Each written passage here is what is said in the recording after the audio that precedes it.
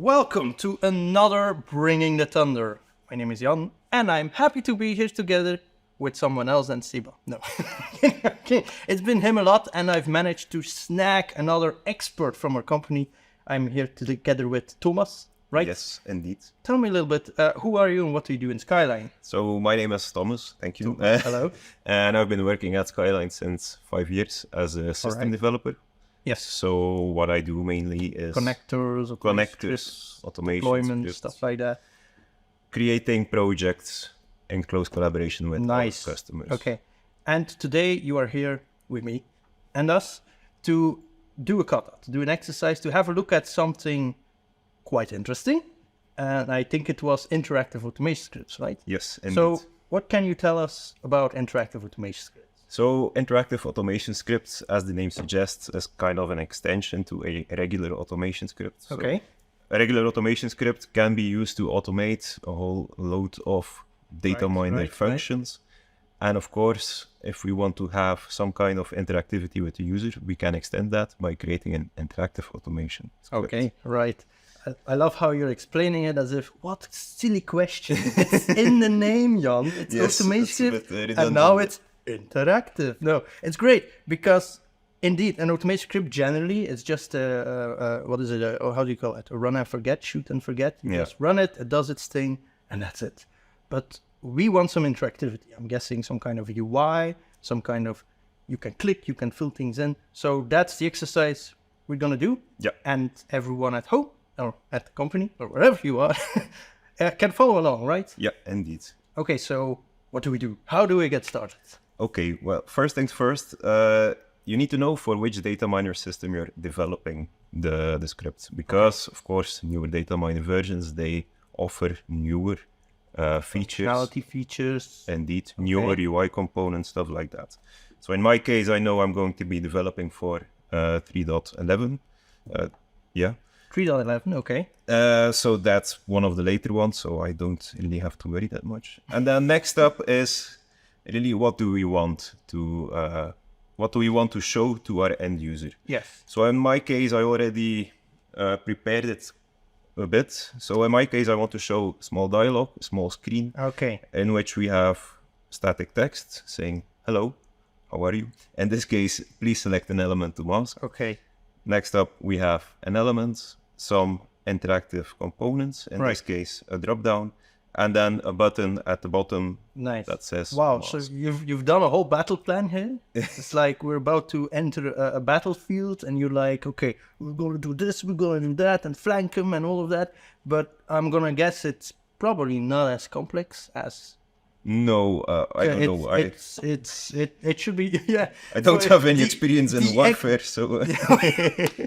Right, maybe a bad analogy there, but we're going to look at what you've drawn here as a battle plan, but we're going to now actually do it with an interactive automation script. Indeed. Great. And I would really, suggest everyone that starts creating these kinds of things, start with a mockup. In this case, I used draw.io. It's a free tool. Everyone can use it. But if you want to use a piece of paper, just draw what you think you want and then begin. Okay. Because it will make it easier to decide the positions for the different elements. Yes. We'll see that in a minute.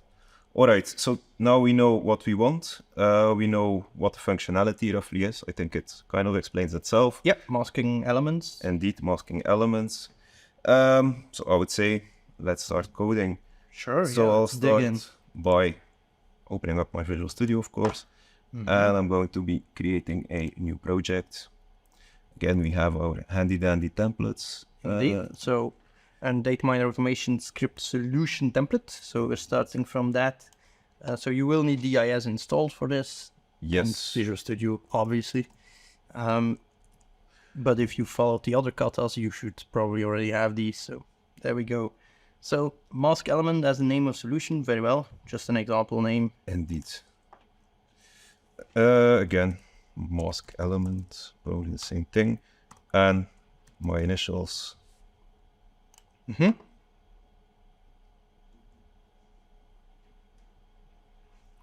All right. I will be able to make everything with a single from this single automation script solution. So that mockup you made, that's a single script pretty much. No, it's not a single script. It's a single screen within the script. Right. Okay.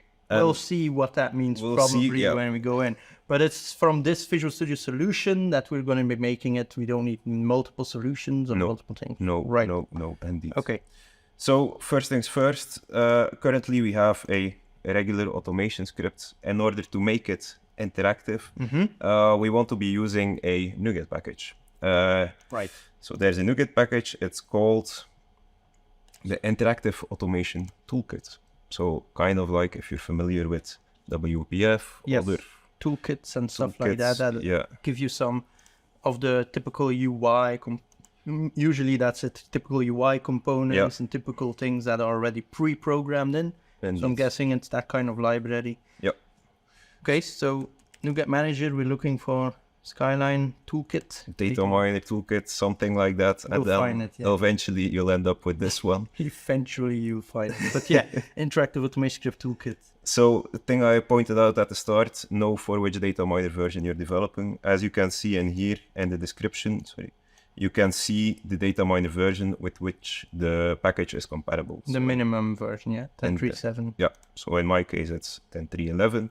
And there are other ranges as well for other data miner versions? Indeed. So a 6, a 5, a 4, so those are probably different. Yeah, they support all the data miner versions, so they don't have all of the latest features, of course. Yeah. All the latest things, that makes sense. But okay, good. So we're going to pick 701. Yes, let's install it.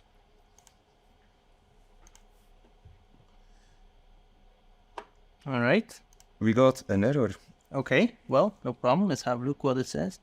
Data miner downgrade. Yes, because I think I know what happened. Because you use the new project with IAS, the template, it starts from a specific data miner version, which has a dev pack. And that dev pack is now 10.1.0.6, but that is too low to match with your NuGet. So you need at least a 10. Yeah, you need to upgrade that at least to 10.3.7. So I think if you do that, it should work. So let's have a look if that works. And now I'll try to install it again. Indeed. Yeah, that can happen with libraries. The dependencies between libraries, you sometimes need to manage the versioning between that, but generally the error should tell you what's up. And I think it did it now. I think it did it as well. Very well. All right. Then next up, I also want to be able to retrieve elements from my data miner system, so I want to be able to interact with it. Yes. And for that, we also have a NuGet package available. Another library, yes. Another library. I already looked for it. Skyline Data Miner. Core Data Miner System Automation. Yeah. So I'll be installing that one as well. Again, looking at the versions, 10.1.11, it's fine. Yeah. We haven't really shown that one yet, but it's a very interesting library. Go ahead and install it. So the core.data miner system automation and the core data miner system protocol, those are both what we colloquially termed the class library in the past, which pretty much contains anything you want to do with a data miner. Elements, control, monitoring, you can access everything almost object-oriented pretty much. Yeah. So it's a really handy tip that we're showing here as well. Any development you want to do, if you need to access something from data miner, the data miner system library is generally your best bet. Yeah, it can pretty much do anything. Yeah. So, okay, so we've got that one as well. So that was quite a bit of setting up to do, installing the NuGet packages. I talk a lot, man. This is like, if you're developing, this is 1 minute of work. And again, you do it once and then... Yeah, so we've got, I think, 2 libraries and we had to update 1. Yeah. I mean, there we go. Okay. So then again, if I'm looking at my screen right now, this is the start of any other regular automation script. Yes. But in this case, we'll be using it to show some interactivity or use to retrieve, all right, interact with the user. So there's a bit more setting up to do, but in order to make that a bit easier, we created a snippet for it. Okay. So a snippet being just a part of code, you can copy paste to begin with. So nothing new if you're if you develop a lot. So in my case, so the Toolkit NuGet package is actually publicly available on GitHub. Okay. And from the latest range, so the 70x one, you can see that there's a snippet available. So let me click that one. So if you indeed, like you've shown us here, we go to GitHub, we go to the source code of that library, the Interactive Automation Script Toolkit. And in there is a snippet. Yep.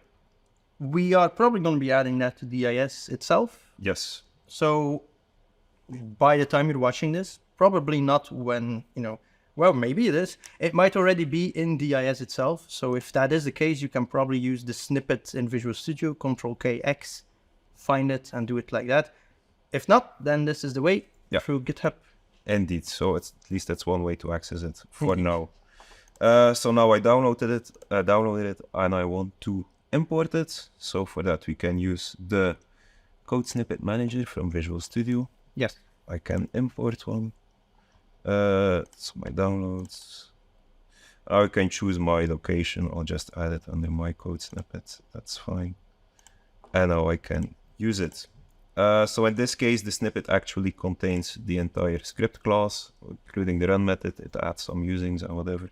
Okay. So I'm going to be replacing this. Get rid of the entire existing code, and then we add the new snippet. Yeah, and I can use my EIS run keywords. Yep. Tap, tap, tap. And here it is. So as you can see, I have my script class, still have my run methods, but there's a bit of scaffolding around it. We're catching a couple of exceptions and then throwing them back to data miner. All right, just some generic scaffolding code. Yeah. Makes sense. In this case, most important one is the interactive controller. Basically, this is kind of the engine of your script. It will be used to show the dialogues, to catch and throw events whenever someone interacts with the screens. So basically, it hides a lot of boilerplate code and things. Okay, so we're going to be developing against that. We're going to be adding UI with this class probably. Indeed. So then we have our run save method. Run save, as it's in a try catch. Had to have a name. So. Fine. It's what's in the name. It's good. Okay. Indeed. And then basically it's here that we're going to be adding our dialogues and displaying them. Right. And then we also have some general exception catching that will be displayed. And so to add the dialogues, then we can probably look at what we mocked up. Yes. And then look and say, okay, well, we'll need a button, we'll need a drop down, we'll need a thing. So I'm guessing. Yep. That's where we jump in then, eh? Yeah, so we'll start by defining our own dialog. So in this case, let me call it public class mask element dialog. And in order to create a dialog, we'll have to inherit from the dialog class. Right, so this is one that's part of the library. Yeah. Also contains a lot of scaffolding boilerplate code, so you can focus on what you just need to do for your dialog. Yep. Nice. So in this case, it already suggests let's generate a constructor. Yes. Let's do that. So that looks good. So now I'm gonna go back to my mockup. Yes, your battle plan. Yes, my battle plan. So we have, as you can see, we have some static widgets, like the label on top and this one in here. And then we have interactive widgets, like the drop down and the button. Difference being is with the label, can't really interact. You can read it, but you can't really click it. So that's a bit of the difference between the two types. Yeah, if I was to tackle this, I'd probably start with the static ones. Yeah. Because those are probably the easiest ones. Yes. But, I mean, it's your Kata, of course. So I don't know what you're doing. Okay, but let's follow your Really? Okay, yeah, sure. So I'm going to start by defining those labels. Yes. So first label being, let's call it the hello label. Okay, the intro, the hello label. The intro label, yeah. And then we have another one, which is to display that static element. Yes. This one, let's leave it like that. We'll initialize them from our constructor. So hello label is new label, pretty straightforward. And looking back, what does it say? Hi, then the name. Please select an elemental mask. So we'll be doing that. Hi. It's not inside. Yeah. Okay. So that's just entering the static data that you want that label to show as the first argument of your label.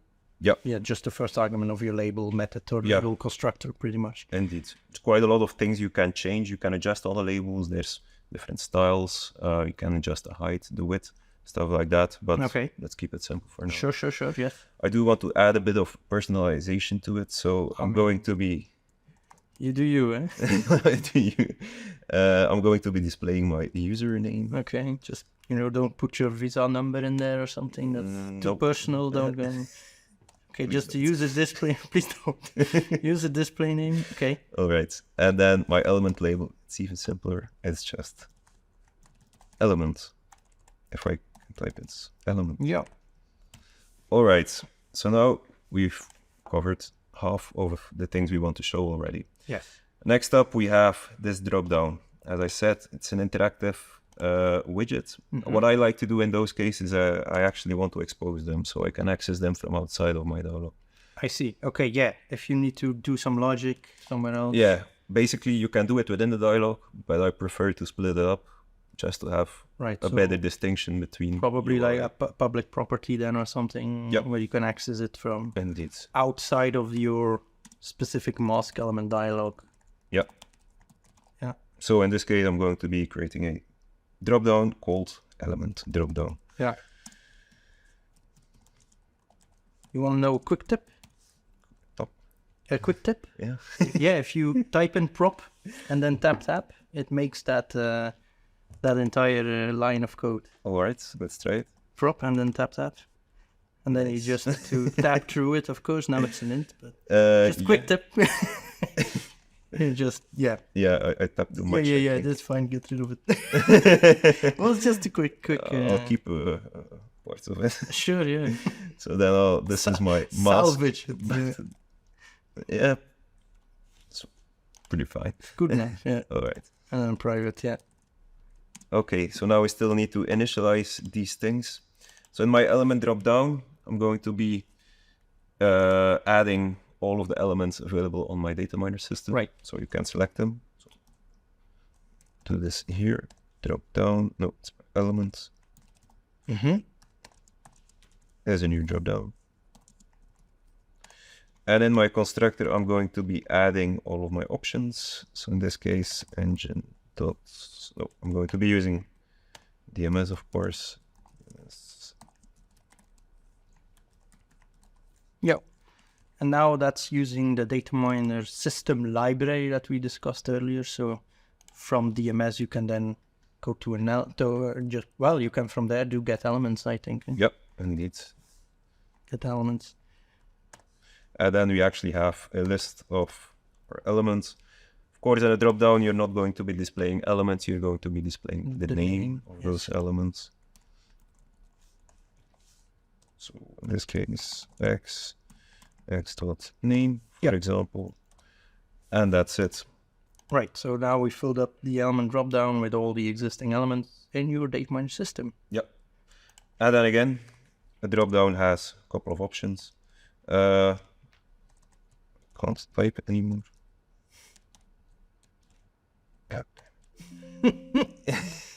All right. So one of the dandy ones is display filter shown. Okay.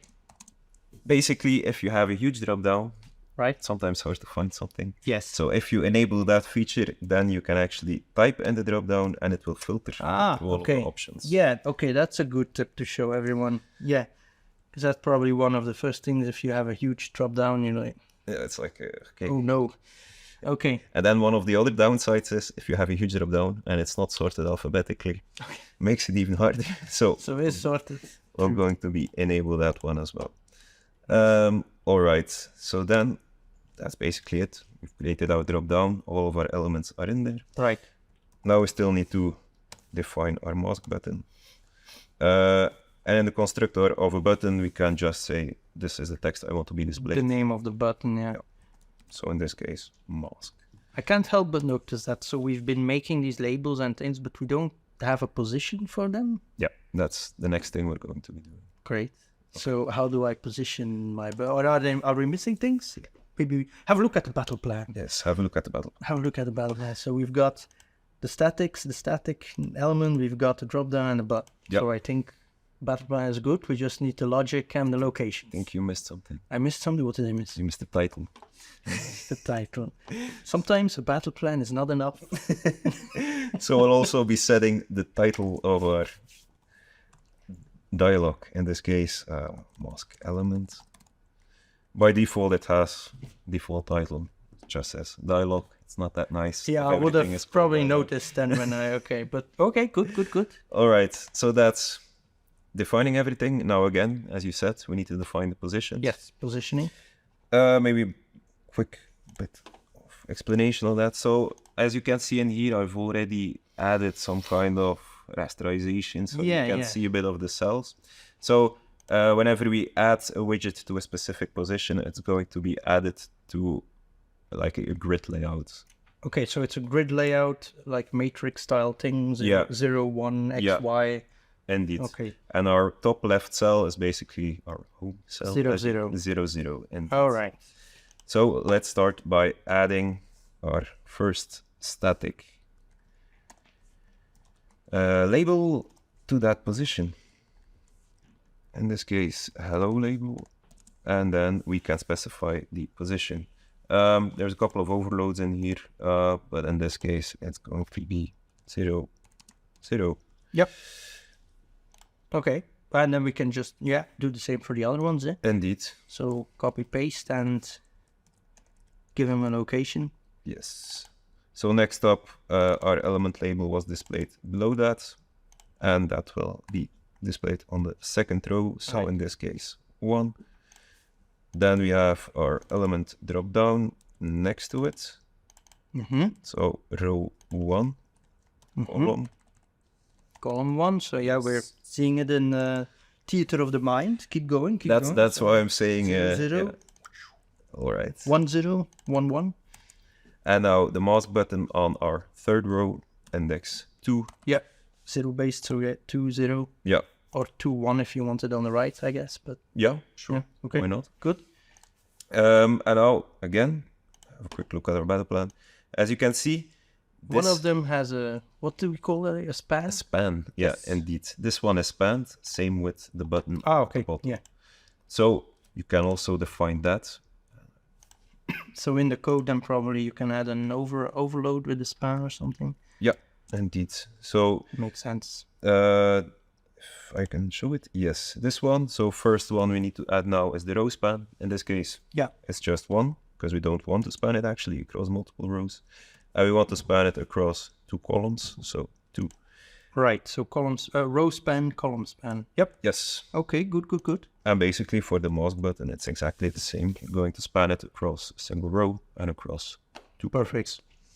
So we've got the label, we've got everything, we've got the positioning. The only thing missing is what happens when you push the button. I guess. So we need to add logic to that. Yeah, indeed. So first things first, maybe let's add this over here. Our mask dialog button is a new mask element button.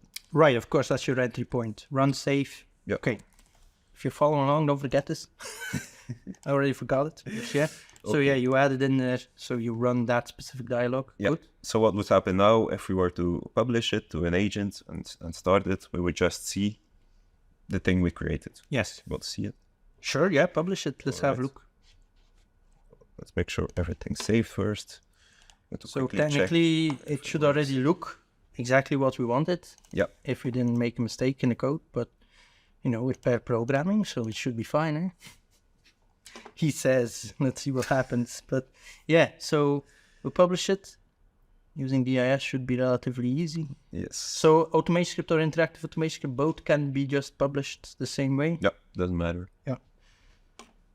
All right. So it should already look like the mockup. The only thing missing then is the logic still. Yeah. But I'm going to guess that's pretty simple as well, because we have the library, the DMS one, indeed. And it's just going to be selecting your element based on the name. Yeah. And then saying element.mask. Yeah, finding the element based on the name. Pretty much, yeah, makes sense. Yeah. So, okay, what can we see? Yeah, so in this case, I want to launch my automation script from a dashboard. Oh, I was going to say we're looking at dashboards, but okay. Yeah, but yeah, you can choose. You can also run it from Cube. No, let's have a look. I didn't All right. want to know how you do that from there. Yeah, so I'll just, I'm going to be adding a button. If I can find the button widget. Is it here? Where are you looking at? The general, I think we see panels and stuff. Do you? Well, yeah, okay. Yeah. I should know this from all the previous calls. Let's just run it from Cube. Okay, let's have a look in Cube then. I'll try and remember where I saw the buttons because I've seen it like quite a few times. I'm actually okay. All right, so let's run it, and you'll see we have. All right, okay. So this is the UI already. Yeah. Mask element. Hello, tools memory. Please select an element. To mask. Yeah, and then a drop down. Yeah, and in here we already have all of our elements. Yeah. Ordered alphabetically, but of course, if I click the button. Well, yeah, it doesn't mask, but I mean, we can add logic for it. It's pretty simple to do, I suppose. So let's do that right now. Where is my taskbar? Oh, great. Yeah, so I want to have something happen whenever I click my mask button. Right. So what I'm going to be doing is adding events to that one. So mask button, and I want to do something whenever it's pressed. So the name of my event is pressed, and I'm going to be subscribing to it. Right. Check. Where is my plus? You can tell he's not used to typing on the laptop. No, I'm it's not guessing my laptop. Got a keyboard or I something. have a desktop actually. All right, so basically this is the method that's going to be called whenever that button is clicked. So what do? We need access to our dialog, right? Because we need to access the dropdown. So let me just make it a bit more public.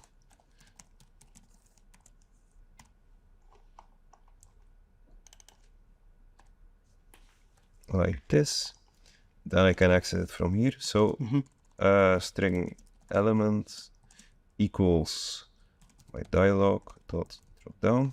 And then the selection probably. Yes, selected. And it. Now from there you're going to want to use the data miner system. Yes, so again, I'm going to be using my DMS. Do you have engine access? Access to engine there? Probably not. No, but I can make it accessible. Yeah. And then I can just do this.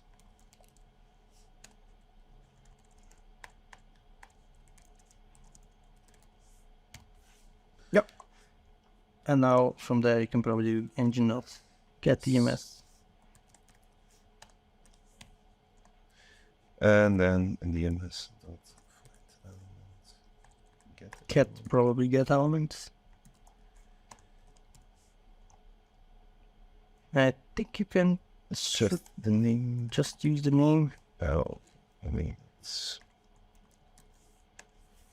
all right. So now we have. Yep. Just. And then you can probably do element.mask. Yeah, pretty straightforward. Probably. Nope. Not straightforward. Yes. Well, I think I actually did it like. I used the engine UI, of course. Yes. You can do it in there as well. That's why you started it fine. I was leading him on the wrong path. Yeah, and then just mask it. Yeah. Should be fine. Same thing. Yeah. Need to provide a reason. Masked from scripts. Great. So if we now publish that, we're there then. I think. We're there. Yeah. Great. If it works, we're there. Oh, I love this part. Everyone knows I love this part. His heart is going. sweat beading down his face. No, we already published. Don't zoom it. Don't zoom in. We already published it once, so we saw it did what it had to. Indeed. So in this case, let's say I want to mask this new technology later. Sure. So you mask element, that's the script. You can now select it, mask it, and it's gone masked. It got masked. Perfect. Excellent. All right, Thomas. That was great. Look, it was very interesting to see interactive automation scripts. If you're doing this, it should go a lot faster. If you don't have a guy like me next to you, blah, blah, blah, blah. So, Thomas, thank you very much for preparing this, for making the time to come over and show us this. And yeah, hopefully you'll show us some other interactive automation things. But for now, this is it. So thank you everyone for watching. If you did this, feel free to grab that code, the automation script itself, and use the description in below to see how you upload it or you provide it to us. And then you'll get some DevOps points. Okay? Good luck. Yeah, good luck. Good luck. If you're watching it from YouTube, don't forget to like and subscribe and ring that bell.